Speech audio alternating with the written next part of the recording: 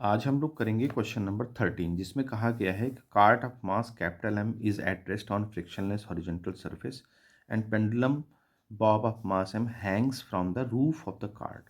The string breaks the bob, falls on a floor, makes several collisions on floor, and finally lands up in a small slot made in the floor.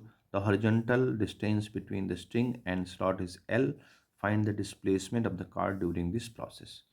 यानी हमें बताना है कि कितना displace करेगी card. देखिए यहाँ question में क्या कह रहा है कि अगर ये इस कार्ड का मास कैपिटल एम है और इस बॉब का मास स्मॉल एम है, ठीक है, और ये जो है यहाँ से स्लॉट से एल डिस्टेंस पर हैंग है ये.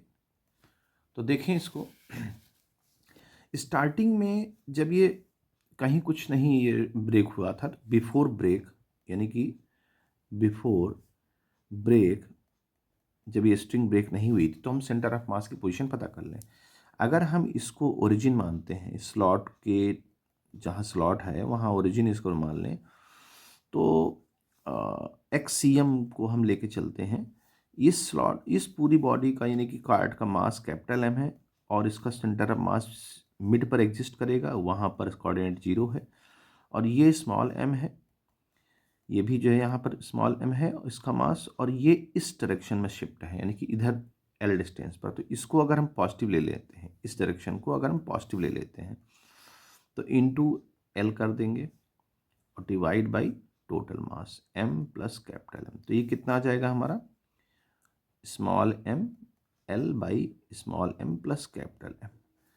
अब बात आती है कि अगर ये टूट जाता है यानी ब्रेक हो जाता है, तो देखो ब्रेक होने के लिए क्या होगा. सबसे पहले तो मैंने आपको लास्ट क्वेश्चन में बताया था कि अगर कोई एक्सटर्नल फोर्स सप्लाई नहीं हो रहा है, यहाँ कोई एक्सटर्नल फोर्स सप्लाई नहीं हो रहा है, यहाँ पर हॉरिजॉन्टल डायरेक्शन में वर्टिकल डायरेक्शन में हो रहा है, तो उसका जो है नॉर्मल रिएक्शन फोर्स भी लग रहा है, तो वहाँ बैलेंस्ड है सब कुछ. तो वहाँ पर क्या होगा, सेंटर ऑफ मास की जो पोजीशन होगी वो कांस्टेंट होगी, वेलोसिटी कांस्टेंट होगी, क्योंकि एक्सेलरेशन हमारा यहाँ 0 होगा विदाउट एनी फोर्स की वजह से.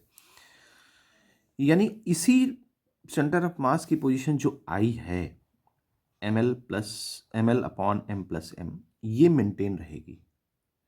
तो कैसे मेंटेन रहेगी. अच्छा, अब मान लीजिए ये बॉब गिरा और गिरने के बाद स्लॉट के अंदर आ गया. तो इस स्लॉट के अंदर जब अंदर आ गया तो अब नया सेंटर ऑफ मास की अगर पोजीशन हम थोड़ी देर के लिए माने तो क्या बनेगी 0, क्योंकि सब यहीं पर आ गया ओरिजिन पर ही. ठीक है, तो 0 हो गई. तो शिफ्टिंग कितनी हुई अगर हम देखें, शिफ्टिंग देखें कितनी हुई, तो 0 minus M L divide by M plus M. तो कितना आ जाएगा minus M L by M plus M. अब ये शिफ्टिंग देखिए माइनस में आ रही है.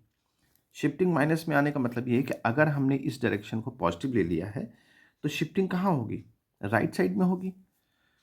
और शिफ्टिंग किसकी होगी, सेंटर ऑफ मास की शिफ्टिंग नहीं होगी, कार्ट की शिफ्टिंग होगी. यानी सेंटर ऑफ मास की जो पोजीशन है ये थी, ये मेंटेन रखने के लिए क्या करेगा, कार्ट जो है थोड़ा सा इस डायरेक्शन में खिसक जाएगा.